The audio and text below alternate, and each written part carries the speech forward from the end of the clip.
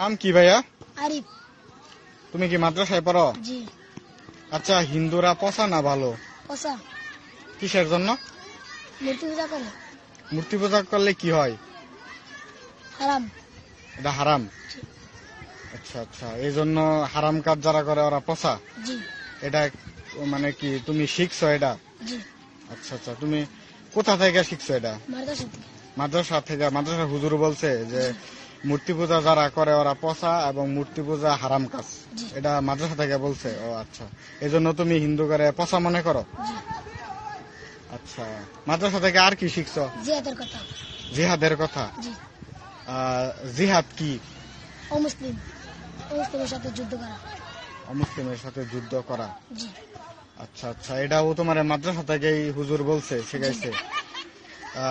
জিহাদ কবে করবা? ইমাম মেহেদী চলে আসলে। ইমাম মেহেদী চলে আসলে জি। জিহাদ করবা? জি। এটা কি হুজুরেই বলছে? জি। আচ্ছা আচ্ছা, হুজুরে তোমারে কি বলে, মানে তুমি বড় হয়ে জিহাদ টিহাদ করবা বা এরকম কিছু কি বলছে কখনো? জি। কি বলছে একটু বলো তো। বড় হয়ে জিহাদ কি বড় হয়ে জিহাদ করবা এটা বলছে।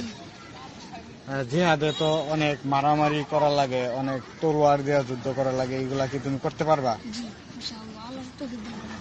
আল্লাহ তৌফিক দান করলে করতে পারবা? জি। এই কনফিডেন্স, মানে এটা কি তোমার হুজুরে সাহস দেয় সবসময়? জি।